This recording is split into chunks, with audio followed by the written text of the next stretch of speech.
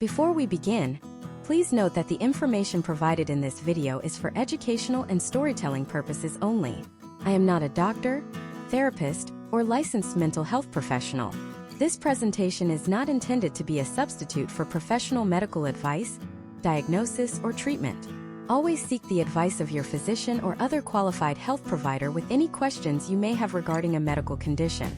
Never disregard professional medical advice or delay in seeking it because of something you have seen or heard in this presentation. I remember the exact moment I hit rock bottom. It wasn't dramatic. There was no screaming match, no grand cinematic breakdown. I was sitting in my car, in the parking lot of a generic suburban grocery store, staring at the automatic doors sliding open and closed. The sun was shining. People were coming and going with their carts, living their lives. And I couldn't move. My hands were gripping the steering wheel so tight my knuckles were white. My heart was a frantic drum against my ribs.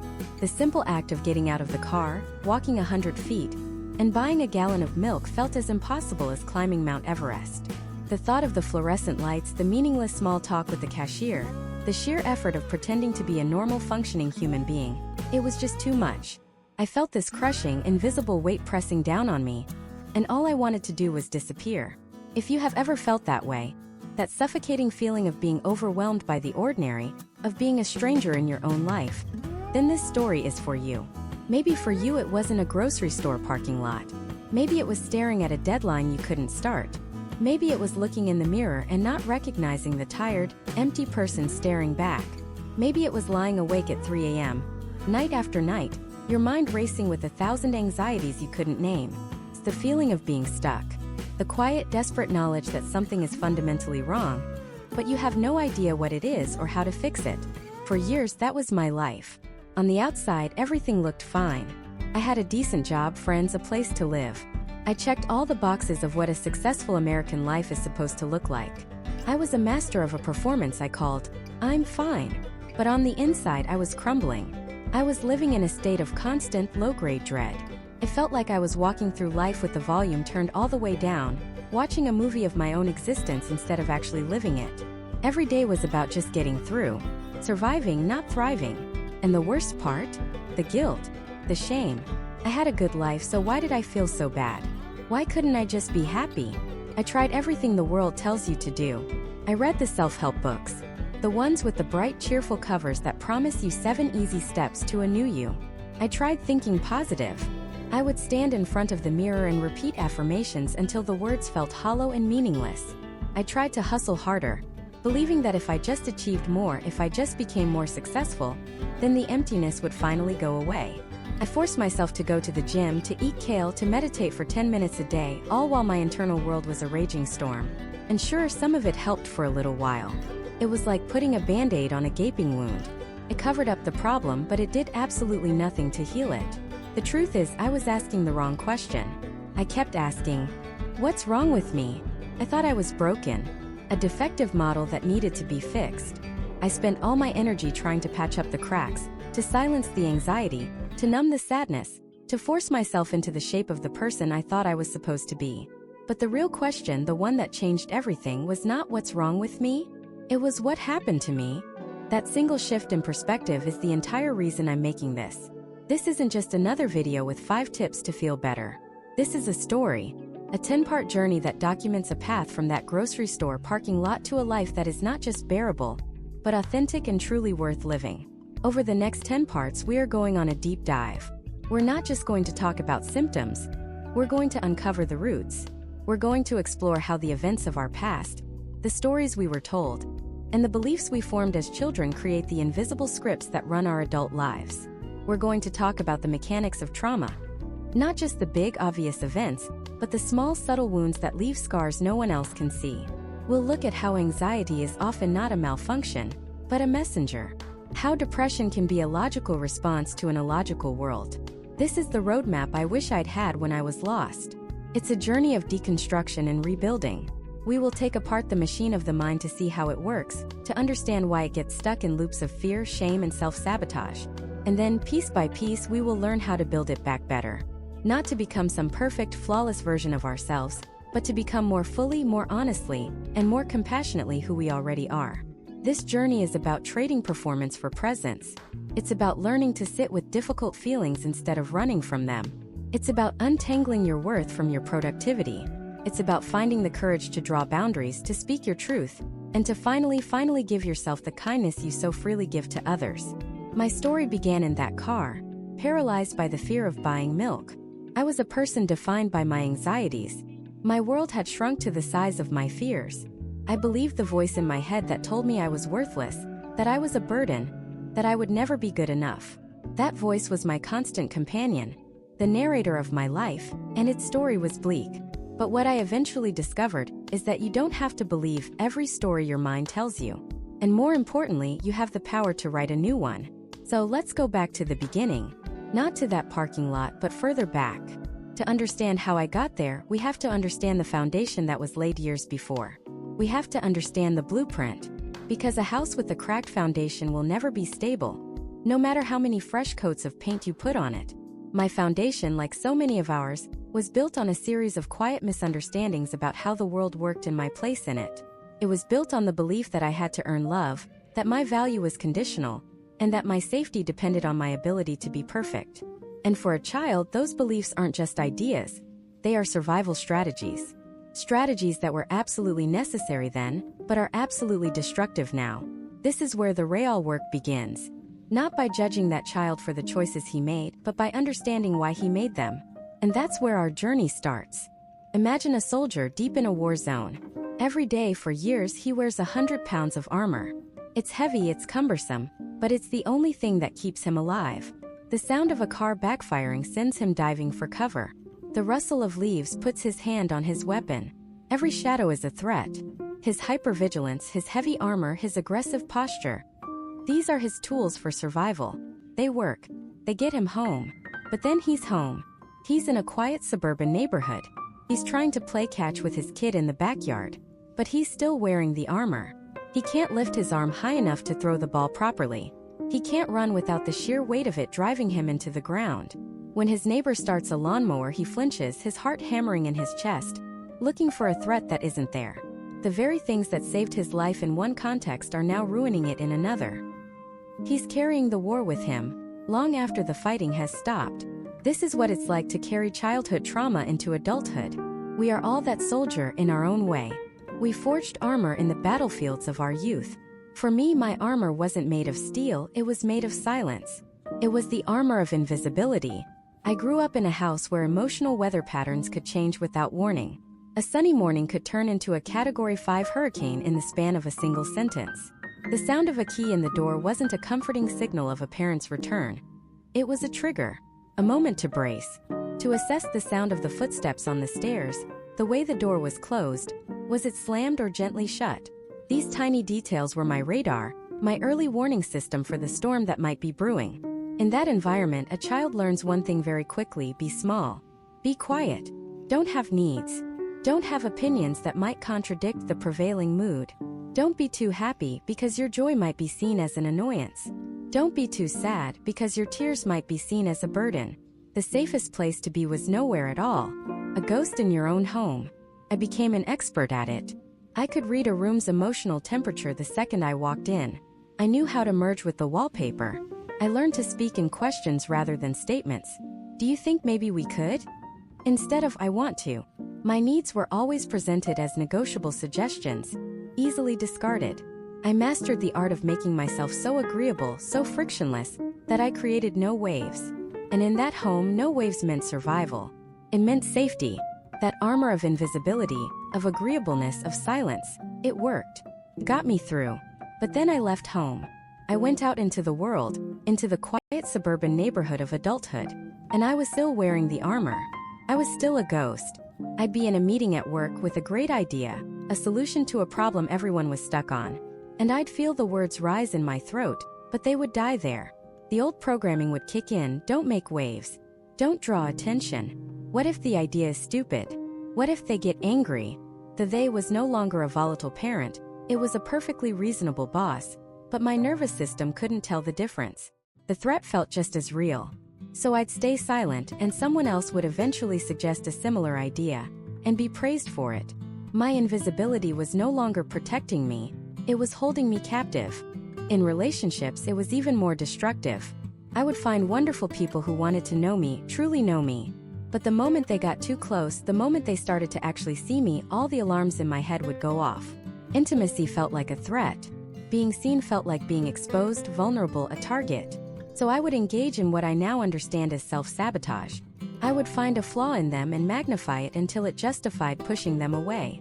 Or I would become so accommodating, so pathologically agreeable, that I'd erase myself completely, becoming a mirror of what I thought they wanted. Eventually they'd leave, because nobody can truly love a ghost. And every time they left, it perversely confirmed the core belief my childhood had taught me. It's not safe to be seen. It's better to be alone. This is the tragic irony of these survival strategies. The very thing you do to avoid abandonment is what ultimately guarantees it. The strategy of being a ghost to avoid conflict ensures you live a life of profound internal conflict. The armor that once protected you from the shrapnel of a chaotic home now prevents you from feeling the warmth of a loving hand. For years, I didn't even know I was doing it. I just thought this was my personality. I'm just a quiet person. I'm just an introvert. I just don't like conflict. And while some of that may be true, it was also a convenient story I told myself to avoid looking at the much scarier truth. I was a soldier still fighting a war that was over. The battlefield was my past, and I was dragging it into every corner of my present. The first step in taking off the armor is realizing you're even wearing it. It's the moment the soldier finally understands that the weight on his shoulders is no longer keeping him safe. It's just keeping him from living. For me, that realization didn't come in a single dramatic flash of insight. It was a slow burn. It was 1,000 tiny paper cuts. It was the promotion I didn't get because I never spoke up. The relationship that ended because I couldn't open up. The gnawing, persistent feeling of being a spectator in my own life, watching myself from a distance, wondering when I was going to actually show up. It was the exhaustion. The sheer, soul-crushing exhaustion of it all. It takes a tremendous amount of energy to be invisible. To constantly monitor yourself, to edit your words, to suppress your feelings, to anticipate the needs of others while ignoring your own. It's like holding a beach ball underwater. You can do it for a while, but it takes all of your strength, and eventually you're going to get tired. Your arms are going to shake. And that ball is going to fly up to the surface with a force you can't control. My beach ball started to surface. Came out in ways I didn't understand at the time. Unexplained anxiety. A low-grade depression that clung to me like a damp coat. A feeling of deep, unshakable loneliness, even when I was surrounded by people. My body and my soul were trying to tell me what my conscious mind refused to see. The armor is too heavy. The war is over. You don't have to live like this anymore. But hearing that message and knowing how to act on it are two completely different things. How do you take off armor that has fused to your skin? How do you learn to speak when you've spent a lifetime mastering silence? How do you convince your nervous system, a system that operates on instinct far older and more powerful than conscious thought, that the world is no longer a war zone? You can't just tell the soldier he's safe. He won't believe you. His entire body is screaming at him that danger is lurking behind every corner. You have to show him. You have to patiently, slowly, and compassionately help him rewire his understanding of the world. And to do that, you have to go back to where the armor was first put on. You have to face the battle. Not to relive it, but to understand it. To finally see the scared child who did the only thing he knew how to do to survive. And you have to tell him something he never got to hear. It wasn't your fault. You have to say it. You have to feel it. You have to let that simple four-word sentence land in the part of your soul that has been holding its breath for decades. It wasn't your fault. The arguments, the tension, the sadness that hung in the air like thick smoke, the unspoken rules you had to learn on the fly. You were a child. And a child's brain is wired for one primary, non-negotiable mission: survival. To a child, survival means staying connected to the caregivers. It means maintaining the attachment at all costs. And when the world around you feels chaotic, unpredictable, and scary, a child's mind will perform an incredible, heartbreaking act of self-preservation. It will make itself the cause of the problem, because if you are the cause, you might also be the solution. If the anger is because of something you did, then maybe you can stop doing it. If the sadness is because you weren't good enough, then maybe you can be better. If the fighting is your fault, then maybe, just maybe, if you are perfect, if you are quiet, if you are invisible, you can make it stop. This is not a conscious thought. It's a deep, instinctual calculation made in the silent chambers of a young heart. It's a desperate grab for the steering wheel in a car that's skidding out of control. It's the birth of a terrible and powerful illusion, the illusion of control. And with it, the birth of a lifelong burden, the weight of a responsibility that was never ever yours to carry. Many of us became what I call the family weatherman. We learned to read the atmospheric pressure in a room the moment we walked in. We could tell by the set of a jaw, the clink of a glass, or the sheer quality of the silence what kind of storm was brewing. We spent our entire childhoods trying to predict emotional hurricanes. We try to forecast the outbursts, the cold fronts, the long periods of unbearable drought. And we believed with every fiber of our being that our behavior was the key. If we could just be the sunshine, we could chase the clouds away. We became experts at managing everyone else's feelings, because we thought our safety depended on it. This is the forge where the armor is made. Each piece is hammered into place by a false belief. The chest plate is forged from the idea, I am responsible for other people's happiness. The helmet is shaped by the thought, if I show any weakness, I will be a burden. The gauntlets are crafted from the rule, my needs are not as important as theirs. And the heavy boots are molded by the core belief that started it all. It was my fault. This armor feels like it's protecting you, but look closer.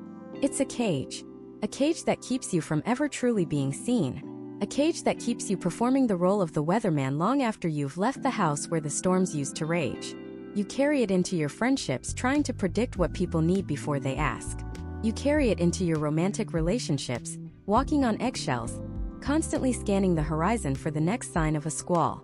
You carry it into your career, taking on too much, terrified of saying no, convinced that your value is tied directly to your ability to manage everything and everyone perfectly. You are exhausted. You are running on empty. You are a world-class meteorologist for emotions, but you have no idea what your own climate is. You haven't checked your own forecast in years. So, when you go back to that moment, to that scared child trying to hold the world together, the first step is to relieve them of duty. You have to look them in the eyes and say, it wasn't your fault. You were just a kid. It was too much for you. You can stop now. I've got it from here. This is the beginning of what people call reparenting. It's a term that can sound a little clinical, but all it really means is giving yourself the things you needed then but didn't get. It's not about blaming your parents. For many of them, they were doing the best they could with the tools they had, often fighting their own invisible battles. This isn't about blame. This is about release. Reparenting is about giving that inner child a sense of safety. True safety. Not the fragile, temporary safety that comes from pleasing others, but the deep, unshakable safety that comes from self-acceptance. It's the voice that says, you are allowed to be angry. You are allowed to be sad. You are allowed to be imperfect. Your feelings are not a problem to be solved. They are a part of you to be heard. I will not abandon you when you are hurting. You are now the parent you always needed. One who doesn't run from the storm, but one who holds you and says, this is a big one, but we will get through it together. I'm right here. This isn't a one-time conversation. It's a practice. It's a daily commitment. You start to notice the echo of the old programming. You're in a meeting at work and someone gives some critical feedback. The old weatherman instinct kicks in. Your heart starts pounding. You feel a flush of shame. The internal voice screams, fix it. Make them happy. It's your fault. But now a new voice chimes in. The voice of the good parent. It speaks calmly. Okay, that was uncomfortable, but it's just feedback. It's not a verdict on your worth. Let's breathe. We don't have to panic. Or maybe you're with your partner, and they seem distant. The old weatherman programming goes into overdrive, analyzing every word, every gesture, trying to figure out what you did wrong. The anxiety builds. You're about to start apologizing for things you didn't even do, but the new voice intervenes. Hold on. Their mood is their weather. It might not have anything to do with you. You don't have to predict or control it. You can just ask. You can just be present. You can let them have their own storm without making it about you. Each time you do this, you are unbuckling a strap on that old armor. Each time you choose to validate your own feelings instead of managing someone else's, you are loosening a rivet. The armor doesn't just fall off in one glorious moment. It's a slow, deliberate process of dismantling, piece by painful piece. And what you find underneath isn't weakness. It's sensitivity. It's empathy. It's the real you that got covered up so long ago. The child who was creative and funny, and full of life before they took on the impossible job of controlling the weather. The goal is not to become fearless. The goal is not to erase the past. The scars from where the armor chafed your skin will still be there. The goal is to integrate. It's to understand that the skills you learned as the family weatherman, the hyper-awareness, the empathy, the ability to read a room, are actually superpowers when they are not driven by fear. When you are no longer trying to prevent a catastrophe, you can use those same skills to connect, to understand, to lead, to love. You're firing yourself from a job you were never qualified for and never should have been given. And in its place, you're offering yourself a new one. The job of being your own ally, your own advocate, your own safe harbor. It starts by understanding that the past is not a life sentence, but a lesson. The lesson is that you survived. You survived by being clever and adaptable and strong. And now, all that strength that you used to hold up the world around you can finally be turned inward to hold up yourself. It's the moment you stop trying to fix the past and start building a new future, one conscious choice at a time. The first real choice is realizing that the armor is a choice too, and you can choose to start taking it off. But what happens when you do? What happens when you stand in the world for the first time without that familiar weight, that cold, hard protection? The first thing you notice is the wind. It's not a hurricane, not a gale force, just the air. The air moving against your skin. And for the first time, you can actually feel it. Every slight shift in the current, every change in temperature. It's a sensation so mundane, so universal, that you never even registered it as something you were missing. But now, without the inch-thick steel between you and the world, the simple act of a breeze feels like 1,000 tiny whispers you can't quite make out. And it's terrifying. That's the part of the story nobody tells you. They talk about freedom, about liberation, about casting off your chains. They don't tell you that for the first few hours, days, maybe even weeks, it doesn't feel like freedom. Feels like exposure. It feels like you've walked out of your house in the middle of winter completely naked. You're not thinking, wow, I'm so free. You're thinking, I'm going to freeze to death and everyone is staring at me. Every sound is amplified. The casual laughter from a table across the coffee shop sounds like a personal judgment. The car horn outside isn't just noise. It's a jolt of pure adrenaline that shoots straight up your spine. Your senses, dulled for so long by the muffled echo chamber of your own defenses, are suddenly on high alert. It's a raw, overwhelming flood of data, and you have no idea how to process it. You've spent a lifetime learning to read the world through a periscope, and now you're standing on the deck of the ship in the middle of a storm, with no compass and no map. My first real test came at a grocery store. A simple, everyday errand. But without the armor, it felt like I was gearing up for combat. The old me, the armored me, would have been on autopilot. Headphones in, head down, a polite but firm no thank you to the person offering free samples. Minimal interaction, maximum efficiency. Get in, get out. But this time I made a conscious choice to leave the headphones in the car. I walked in and the sheer volume of the place hit me. The squeaking cartwheels, the beeping scanners, the overhead music, the dozens of separate conversations all happening at once. It was a chaotic symphony, and I felt like a tuning fork vibrating in the middle of it. I could feel my shoulders tensing up, my jaw starting to clench. The instinct, the deep primal instinct, was to re-engage the old protocols. Put on the blank face. Look through people, not at them. Become a ghost in the aisle. But I held my ground. I forced myself to make eye contact with someone in the produce section. Just a quick glance. They didn't even notice. But my heart hammered in my chest like I just confessed my deepest secret. It was absurd. I was a grown adult, and a glance at a stranger shopping for avocados felt like a monumental act of courage. The real challenge came at the checkout line. The cashier was young, maybe college-aged, and she had that easy practice friendliness. "Find everything okay today?" she asked with a smile. Now the armored response is simple. It's a one-word answer. Yep. Or fine. It's a verbal period. It ends the exchange. It communicates, I am not available for further connection. It's efficient, it's safe, and it's what I had done 10,000 times before. But standing there, feeling the cold air of the store on my arms, I knew that yep was a piece of the armor. A small piece, a single rivet, but a piece nonetheless. And I had promised myself I would try. So I took a breath, and the words that came out felt clumsy and foreign, like I was speaking a language I'd only read about in books. Yeah, I did, thanks.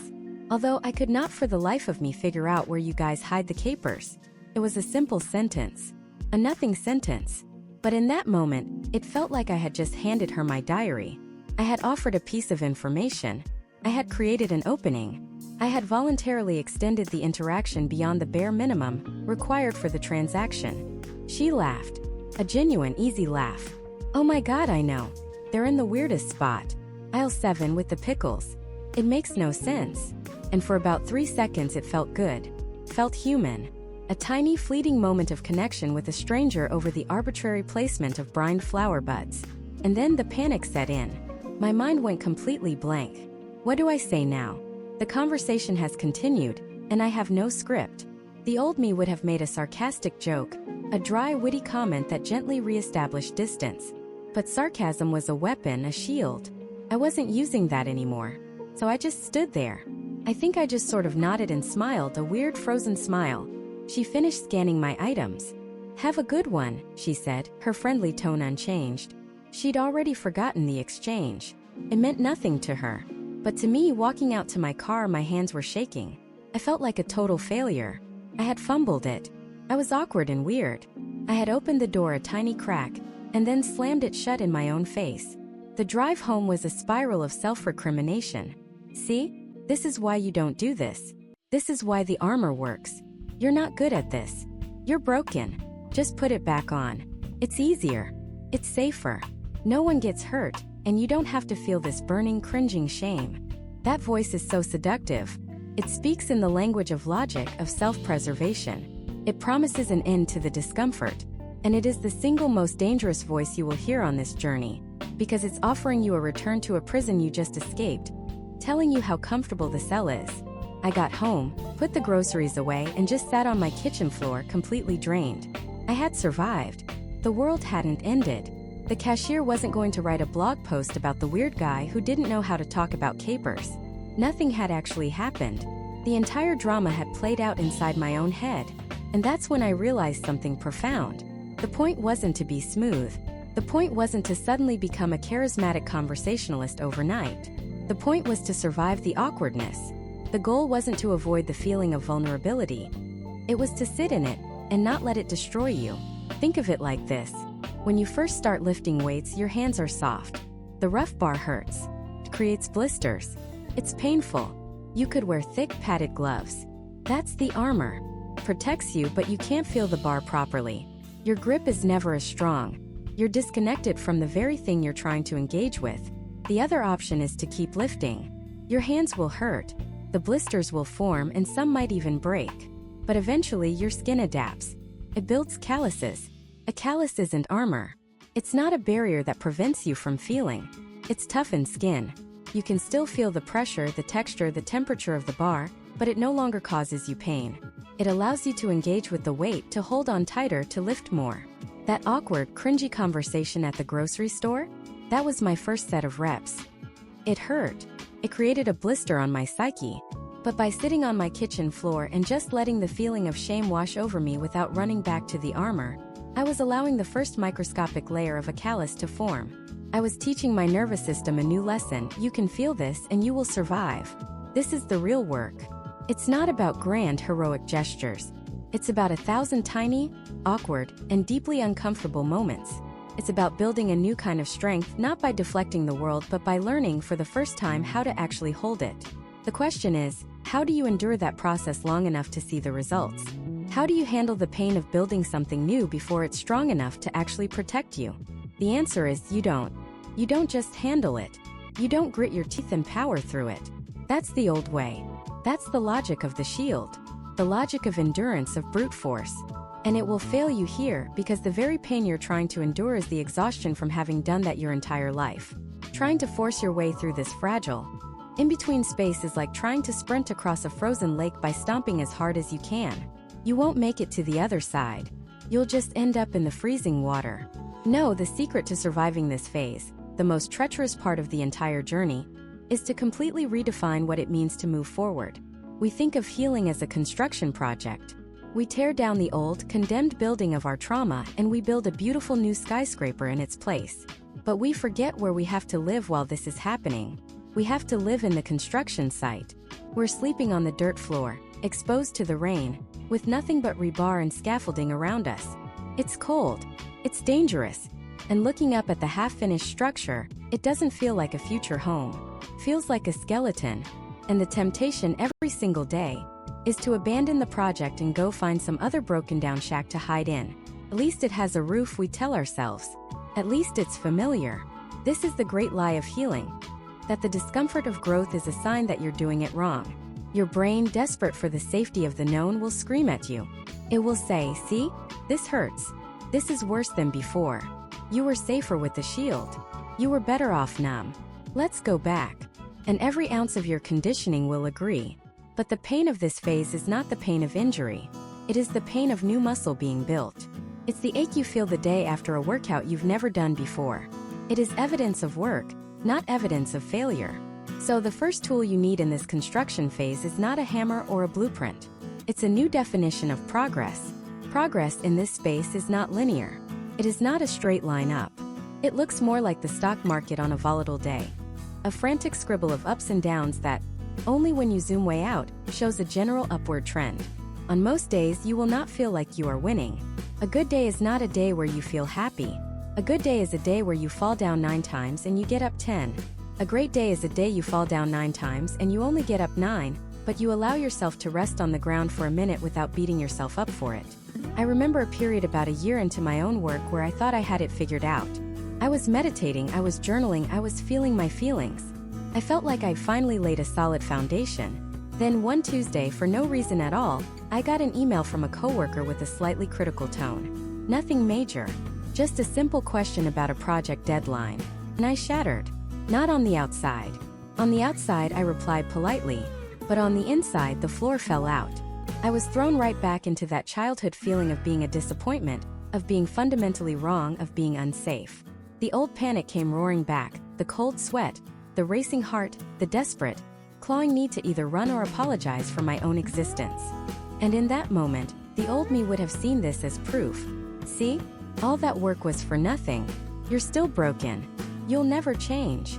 I would have spiraled, retreating into isolation, convinced I was a failure. But this time something was different. I had been practicing this new definition of progress. So as I sat there, heart hammering in my chest, a tiny voice whispered, "This isn't a failure. This is a data point. This is just a thing that is happening." The goal wasn't to not have the panic attack. The goal was to change how I responded to it. The win wasn't in avoiding the fall. The win was in how I treated myself once I was on the ground. This leads to the second and perhaps most practical tool you can have, the minimum viable action. This is a concept I borrowed from the world of tech startups. A minimum viable product is the simplest possible version of a product you can release to see if it works. The minimum viable action is the absolute smallest, most laughably easy step you can take in the direction you want to go. When you are in the depths of that spiral, when you're lying on the metaphorical dirt floor of your construction site, the idea of building your new life is an impossible, crushing weight. The idea of healing is a mountain you cannot climb, so you don't try. Instead, you ask yourself, what is the minimum viable action? Not, how do I fix my anxiety? But, can I name one thing I see in this room? The lamp. Okay, done. Success. Not, how do I stop feeling this crushing depression? But, can I swing my legs off the side of the bed? Just that. Nothing more. Success. Can I drink one sip of water? Can I open the blinds 1 inch? Can I send a text message to a friend that just says, "Hi"? The point of the minimum viable action isn't to solve the problem. The point is to break the paralysis.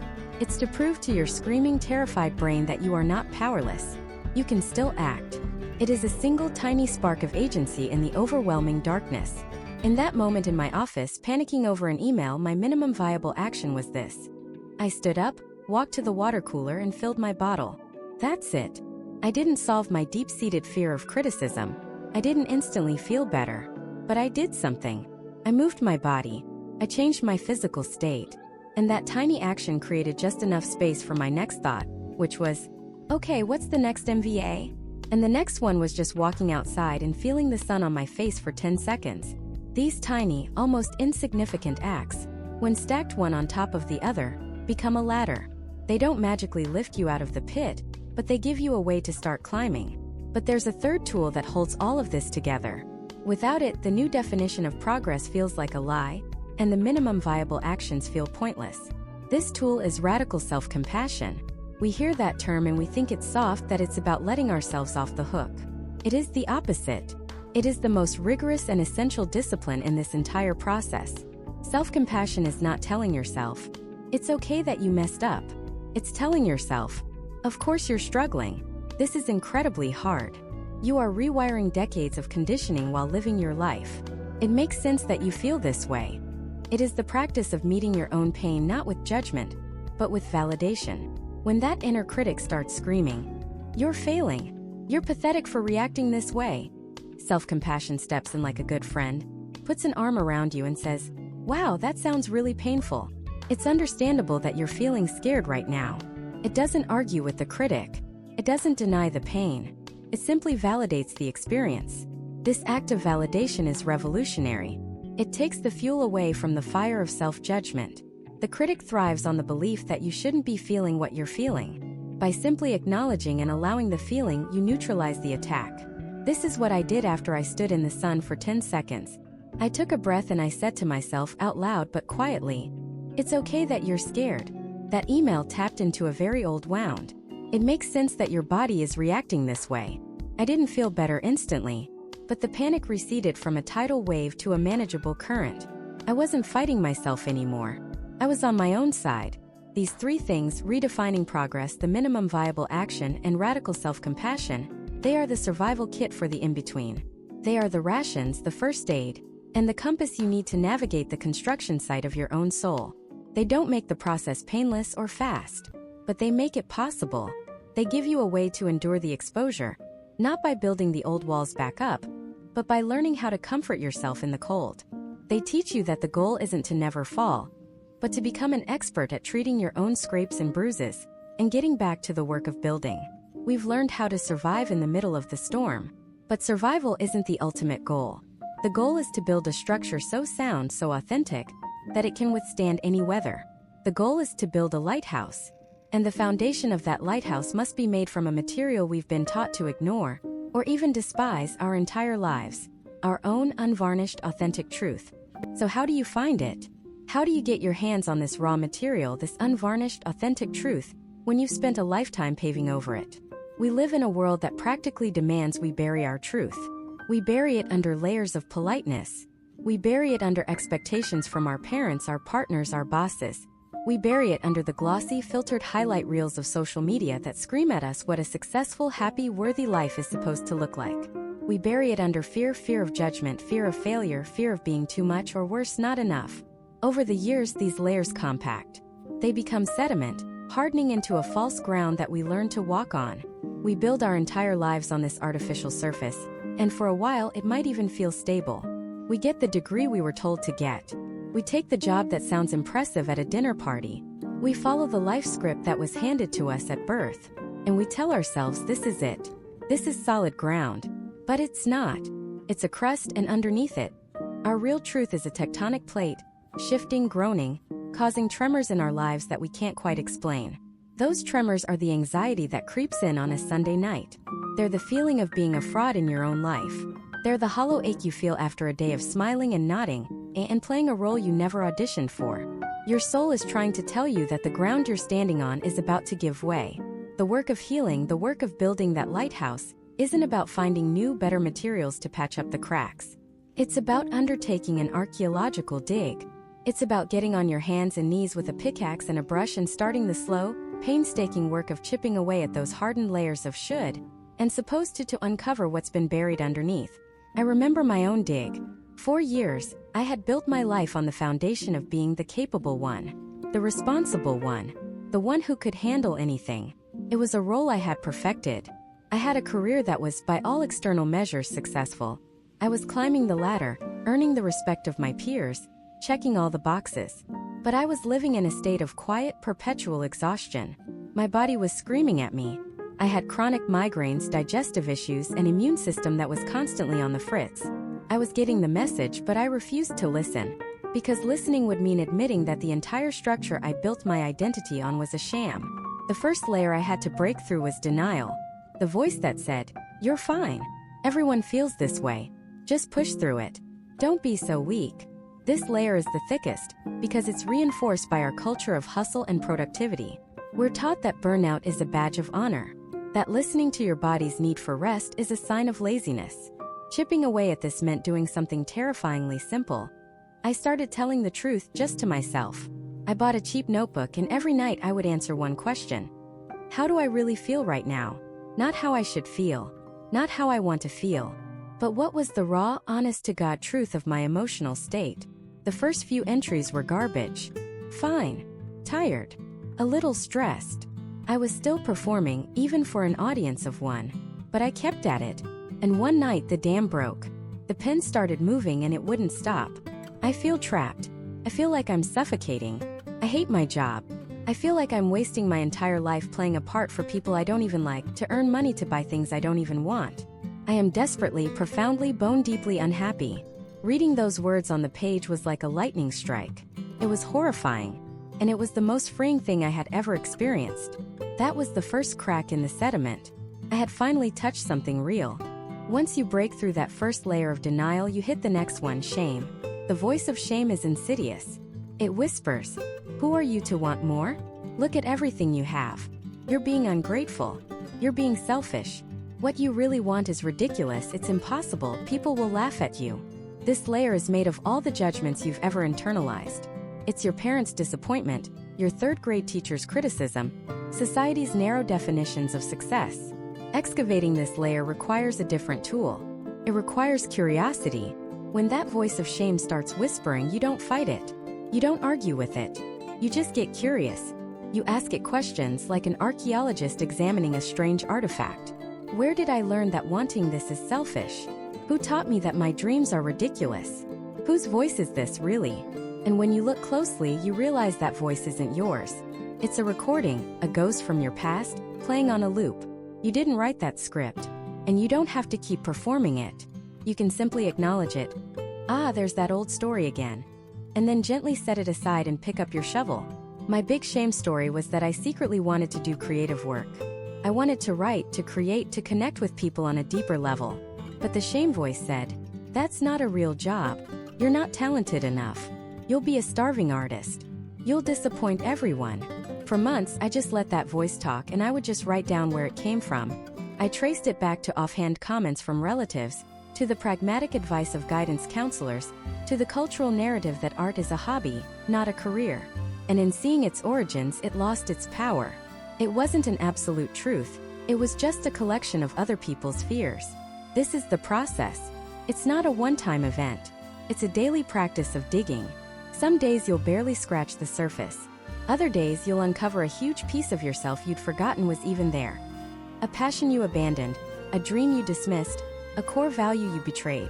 Each piece you uncover is a block of granite for your lighthouse foundation. It's real. It's solid. It belongs to you. The goal isn't to bulldoze the entire landscape of your life overnight. That's overwhelming and it's not sustainable. The goal is to find 1 square foot of ground and start digging.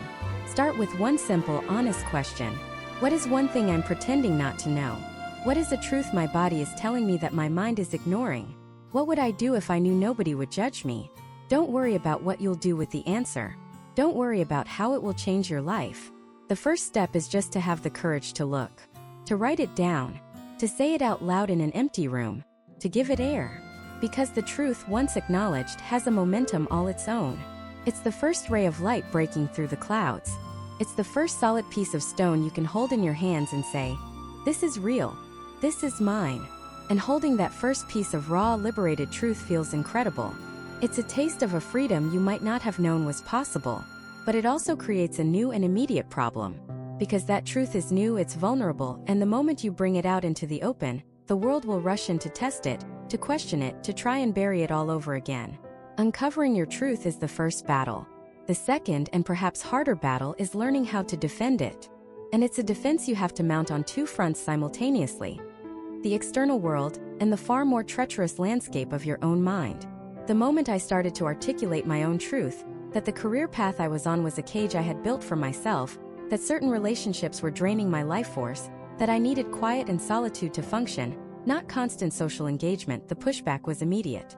It didn't come from villains or enemies. It came from the people who loved me the most. It came cloaked in concern. "Are you sure you know what you're doing? You've worked so hard for this. But we've always done things this way. Don't you want to be part of the family? You're being too sensitive. You just need to toughen up." Every one of these statements, however well-intentioned, was a test. It was the world's immune system trying to attack what it perceived as a foreign agent, a new idea, a deviation from the script you were supposed to be following. My first instinct was to fight, to argue, to lay out a complex 10-point dissertation on why my new perspective was valid. But that's a trap. When you get defensive, you're putting your truth on trial. You're implicitly asking for their permission, their validation. And the truth is, you don't need it. Your truth isn't up for a vote. So I had to learn a new language. The language of the boundary. It's not a language of aggression. It's a language of clarity.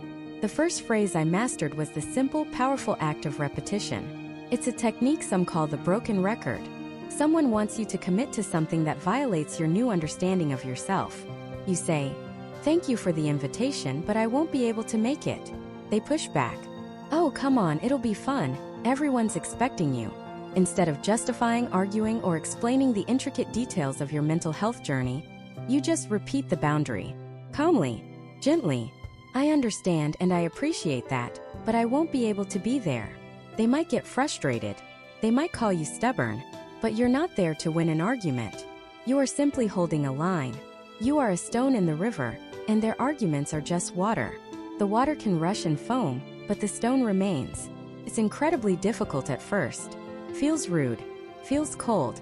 But what you're actually doing is an act of kindness, both to yourself by honoring your needs, and to them by being clear and not dragging them through a long, messy debate. The next phrase in this new language was the I statement.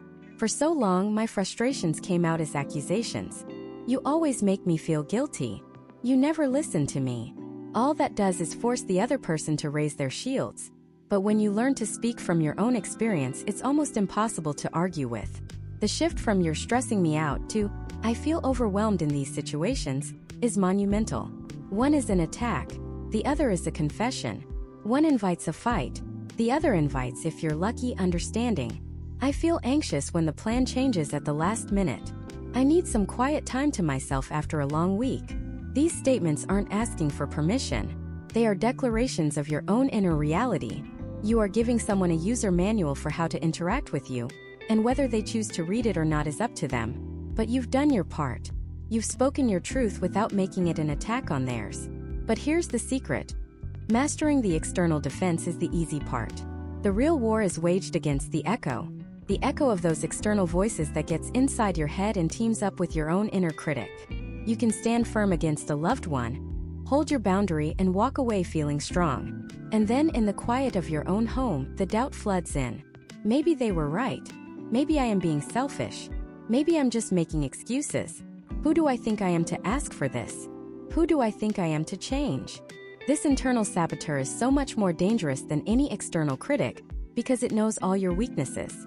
It uses your own voice. It brings up every past failure as evidence that you can't be trusted. This is the second, harder battle. And to fight it, you need to forge your own weapons. The first weapon is evidence. I started quite literally to build a case for myself. In a journal, I wrote down every single reason why I needed to make these changes.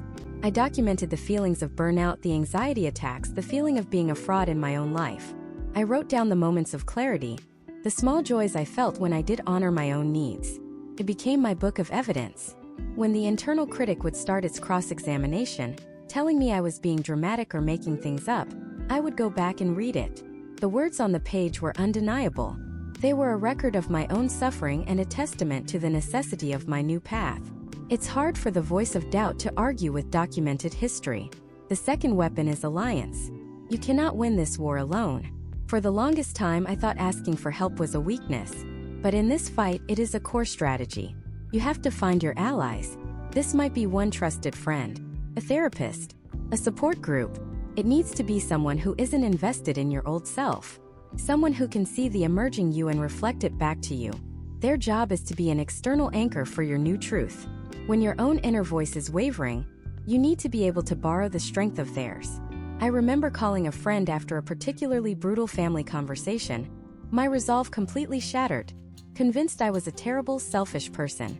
And he just listened, and then he said, "It sounds to me like you were just finally honest about what you needed. That's not selfish. That's brave."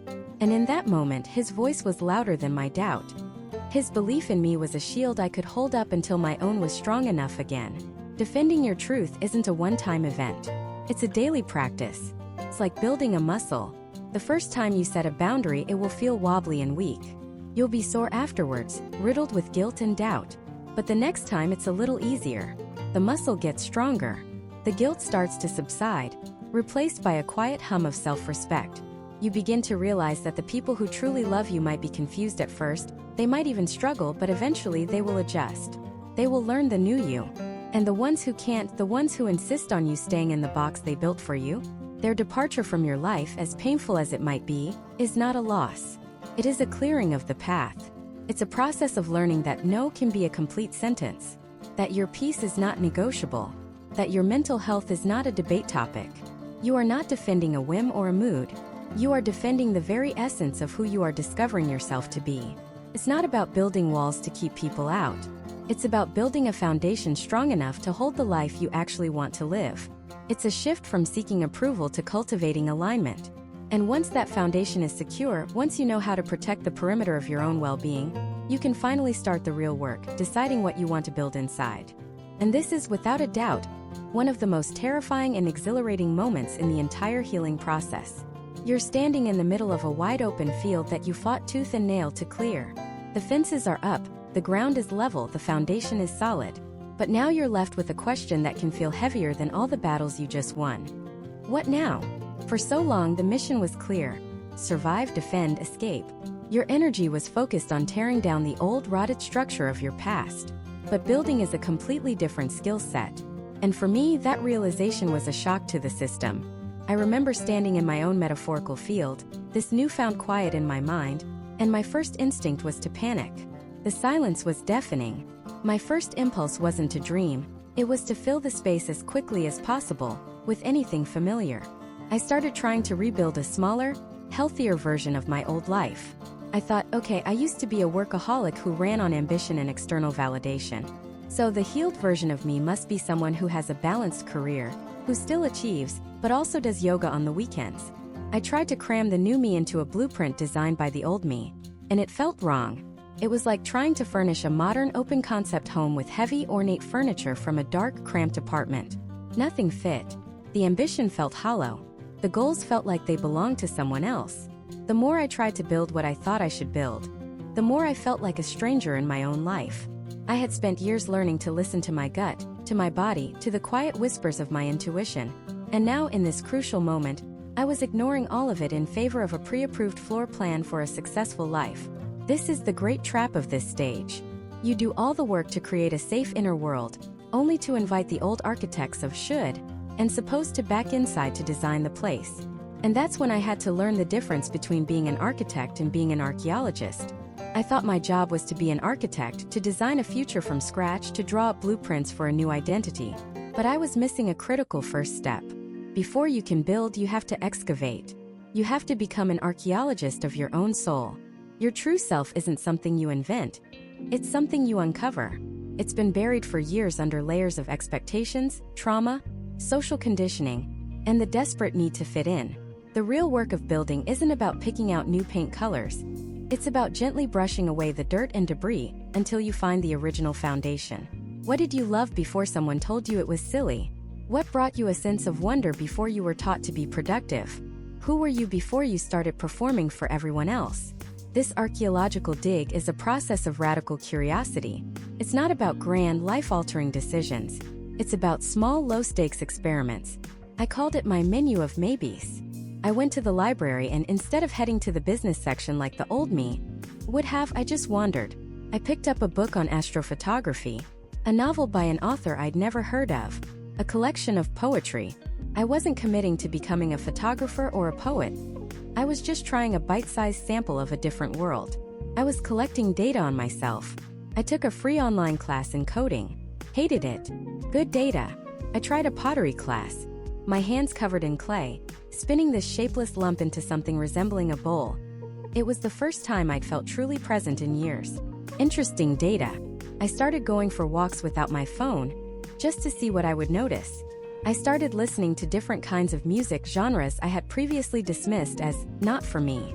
Who decided that? I did a long time ago for reasons I couldn't even remember. Each little experiment was like finding a small artifact.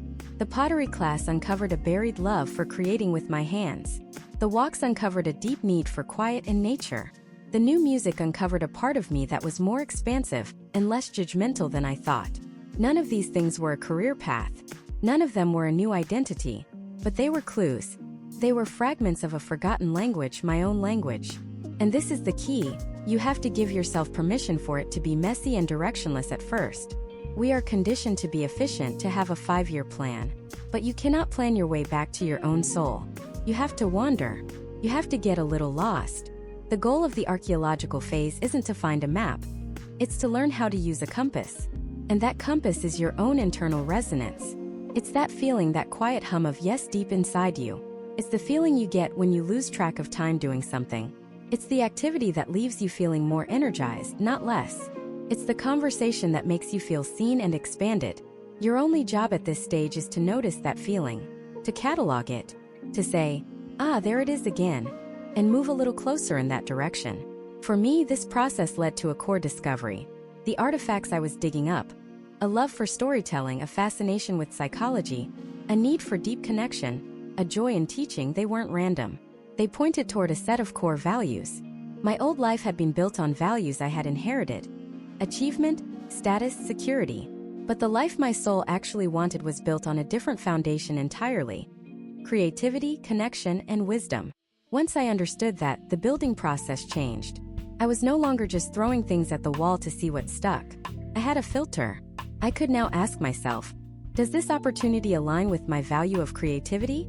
Does this relationship align with my value of connection? Does this choice honor my need for wisdom and growth? This is when you shift from archaeologist back to architect. But now, you're not building from a generic blueprint. You're designing a custom home based on the unique artifacts you discovered within yourself. You're building a life that is a true expression of your core values. A career might not be about climbing a ladder anymore. It might be about finding a role, any role, that allows you to be creative. Relationships aren't about filling a void. They're about finding people who resonate with your value of deep connection. Success is no longer an external metric. It's the internal feeling of alignment. The peace that comes from living a life that is authentically, unapologetically yours. You start to build a life where your home, your work, your relationships, and your inner world all feel like they're part of the same country. They speak the same language. This isn't about finding a passion and turning it into a job. So much deeper than that. It's about weaving your core values into the fabric of your everyday existence. It's about building a life that feels like home because it is a direct reflection of the person you've uncovered. This process is slow. It's not a weekend renovation project. It's a lifetime of listening, experimenting, and course correcting. But for the first time, you're not just surviving. You're not just defending. You are actively, consciously, and joyfully creating. You are building a sanctuary, not a fortress. And the most beautiful part is that this sanctuary you're building isn't just for you now. It's a structure with room to grow, with space for the person you have yet to become. But what happens when you've built this beautiful, authentic space, and the outside world, with all its old expectations and demands, comes knocking at your new door? That knock on the door is one of the most terrifying and pivotal moments of the entire journey. It's the sound of your new reality colliding with your old one. You've just finished decorating the rooms of your inner world with self-compassion, with newfound values, with a quiet confidence you haven't felt in years. And then the doorbell rings, and on the other side is everyone you've ever known, holding a blueprint for the house they expected you to live in. They don't see the new paint. They just see that you've moved the walls. And they want to know why. My first real test came at a friend's birthday party, about 6 months after I truly committed to this new way of being. In the past, I was the group's resident empath, the sounding board, the one who would listen for hours to everyone else's problems, absorbing their anxiety like a sponge because I thought that was my price of admission into the friendship. My own needs were always a distant second, but on this night I was different. I was present, but I wasn't porous. I was engaged, but I wasn't an emotional landfill. An old friend pulled me aside, drink in hand, and launched into a familiar tirade about his job. In the before times, I would have nodded, offered solutions, and carried his stress home with me. This time, after listening for a few minutes, I did something radical. I gently put my hand on his arm and said, "Man, that sounds incredibly tough. I'm sorry you're going through that. I'm not in the best headspace to dive deep into work stuff tonight. but I'm really here for the celebration. How about we catch up about this over coffee next week? The look on his face was a mixture of confusion and disappointment. It was as if a vending machine he'd used for years had suddenly asked for a different kind of currency. He mumbled, "Oh, yeah, sure," and drifted away. For a moment, a wave of panic washed over me. I had broken the unspoken contract. I had failed in my duty. The old programming screamed at me. Asterisk, go back. Apologize. Fix it. Revert to the old you they're comfortable with. Asterisk. This is the seductive, powerful pull of relational gravity. Every social circle, every family unit, has its own gravitational field. It's an invisible force built on shared history, expectations, and roles that everyone unconsciously agrees to play. You're the funny one. She's the responsible one. He's the mess-up. I was the therapist. When one person tries to change their orbit to break free from that role, the entire system feels the shift. The gravity intensifies, trying to pull the rogue planet back into its predictable path. This pull doesn't always feel malicious. Often it's cloaked in concern. It's your mom saying, "You seem so distant lately." It's your friend saying, "You're not as fun as you used to be." It's a partner saying, "I miss the old you." What they're often really saying is, "I miss the version of you that was convenient for me. I miss the version of you that didn't challenge me. I miss the role you used to play in my life because I knew how to navigate that." "You've changed" can be the heaviest 3 words in the English language when they're not meant as a compliment. Resisting this pull is one of the hardest things you'll ever do. It requires the constant, conscious act of setting boundaries. For so long, I thought of boundaries as aggressive, selfish walls you build to keep people out. I saw them as a form of rejection. But I was wrong. A boundary isn't a wall. It's a gate. It's a gentle but firm declaration of where you end and another person begins. It's not about controlling their behavior. It's about taking responsibility for your own well-being. It's not, "You can't yell at me." It's, "If you yell at me, I will leave the room." One tries to control them, the other honors you. Learning this was like learning a new language. The first words felt clumsy and foreign in my mouth. I started small. I stopped answering non-urgent work emails after 6 p.m. I started saying, "Let me think about it," instead of an automatic yes to every request. I learned the art of the gentle no. Phrases like, "I appreciate you thinking of me, but I don't have the capacity for that right now," or "My social battery is pretty low, so I'm going to sit this one out, but I hope you have a great time," became my tools. Each time I used one, I felt a tremor of guilt, but it was followed by a flood of relief. The relief of honoring my own limits. The relief of my own quiet yes to myself. But here's the painful truth that no one prepares you for. Not everyone will respect your gate. Some people will rattle it. Some will try to climb over it. And some will simply walk away because they preferred the version of you that had no fences at all. And this is where a different kind of work begins, the work of grief. I lost friendships during my healing. Not in a big dramatic explosion, but in a slow, quiet drift. Conversations became stilted.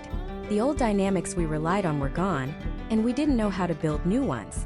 They missed the person who would drop everything for them, and I couldn't be that person anymore without betraying myself. Letting go of those relationships was heartbreaking. Felt like a failure. Felt like I was being punished for getting healthy. I had to learn to reframe it. These people weren't bad people. Our relationships weren't a lie. They were simply built for a version of me that no longer existed. We were 2 people trying to read from different scripts. Some people are chapters in your book, not the whole story. And closing a chapter, even a beautiful one, is necessary to keep the narrative moving forward. You have to grieve the loss, honor the memory of what it was, and then with love let it go. Because here is the beautiful, miraculous thing that happens in the space you create. When you start living and speaking your truth, you become a beacon. The wrong people, the people who were only there for the mask, for the role you played, they may drift away. But the right people, they see your light. You start to attract people who aren't intimidated by your boundaries, but are inspired by them. You find friends who love the person you are, not the service you provide. You build connections based on mutual respect and authentic vulnerability, not on unspoken contracts and codependency. The loneliness of growth is temporary. The loneliness of inauthenticity is a life sentence. You trade a crowded room of acquaintances for a small table of souls who truly see you. The conversations are deeper. The laughter is realer. You no longer have to perform to be loved. You just have to be. You've weathered the storm of external expectations. You've learned to tend to your own gate and guard your own peace. You've navigated the painful, necessary goodbyes and the joyful, unexpected hellos. You've defended your home from the outside world. But the greatest threat to a new way of living often comes from the inside. How do you stop being a guest in your own house and truly, finally, move in for good? The saboteur isn't a monster with claws and fangs. So whisper. It's the quiet, familiar voice that finds you in the dead of night, when the house is still and the new paint on the walls seems too bright, too clean. Sounds just like you. And it says, this isn't real. Don't get comfortable. Remember what happened last time. This voice is the ghost of the person you had to be to survive the storm. It's the hypervigilant soldier who can't accept the war is over. It's the part of you that learned through brutal experience that safety was an illusion and that every calm sea was just a prelude to a tsunami. And so you walk through your new home, this sanctuary you built with your own hands, and you feel like an imposter. You touch the sturdy walls, but you expect them to crumble. You look out the clean windows at the peaceful landscape, but you're scanning the horizon for thunderclouds. The old you, the ghost, is trying to protect you. It's using the only tool it has, fear. It believes that if it can keep you afraid, if it can keep you small and on edge, you'll be ready when the next disaster strikes. Because for the ghost, the disaster is not a possibility. It's an inevitability. The final battle of your healing journey isn't with an external enemy. It's a negotiation with this ghost. You can't fight it because it's a part of you.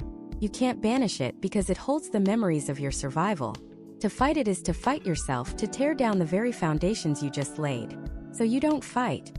You listen. You stop in the hallway, where the ghost whispers its warnings, and you turn toward it. You see it not as a saboteur, but as a scared child, a terrified soldier, a lonely survivor. And you speak to it with the compassion you finally learned to give others. You say, thank you. Thank you for keeping me alive. Thank you for being strong when I couldn't be. I see you. I honor your fear. But look around. We're safe now. The storm has passed.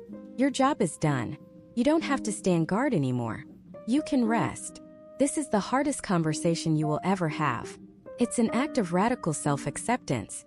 It's making peace with the parts of you that you've long considered broken or shameful. It's understanding that those parts were never the problem. They were the solution to a problem that no longer exists. Moving in for good means helping that ghost put down its weapons. It means showing it day after day that the front door will hold, that the roof will not leak, that the morning will come. You do this through small acts of trust.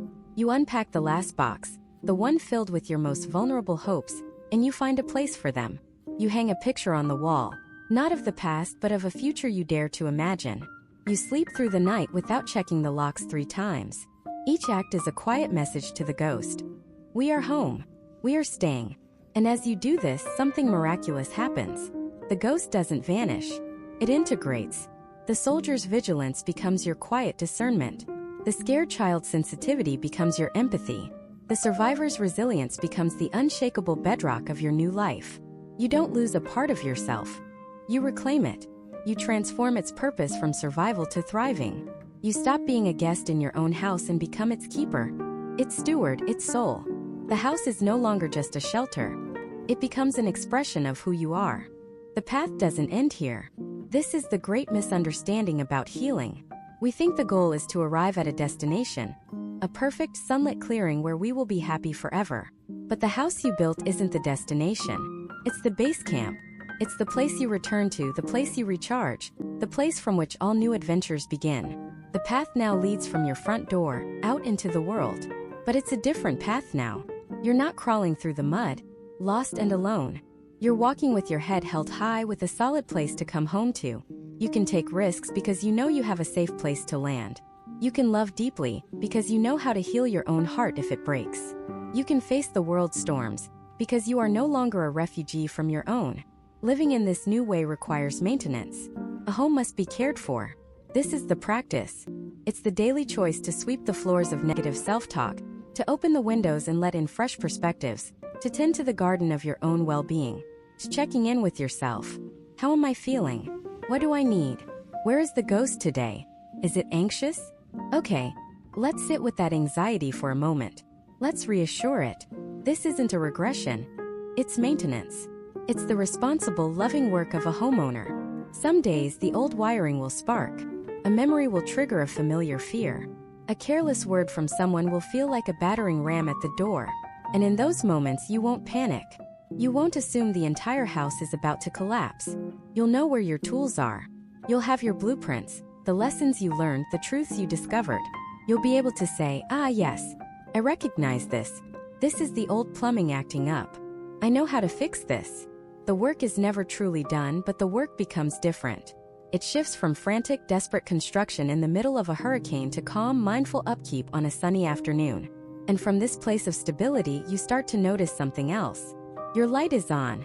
The light from your windows, the light you've so carefully cultivated within your own walls, is visible from the path.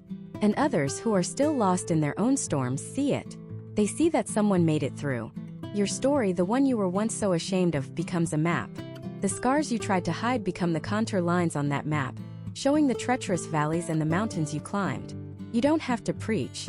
You don't have to become a guru. You just have to live. Your peace becomes a permission slip for others to find their own. Your boundaries become a lesson for those who don't know how to build their own fences.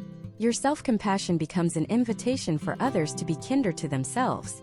By healing yourself, you become a passive, powerful force for healing in the world. Your home becomes a lighthouse. So this is the end of the journey, and the beginning of the journey. You have found your path by creating it. You have built a home not out of brick and mortar, but out of courage and forgiveness. You have faced the storm, and you have faced the ghost that the storm left behind. You have learned that the ultimate act of strength is not to be unbreakable, but to be willing to break and then lovingly, patiently, put yourself back together again. Look in the mirror. The person looking back at you is not the same person who took that first hesitant step into the wilderness. See the wisdom in their eyes, the strength in their stance, the story etched into their soul. They are the architect, the builder, the survivor, the keeper. They are the hero of this story. They are you. The path forward is unwritten. It is yours to choose. There will be sunshine and there will be rain.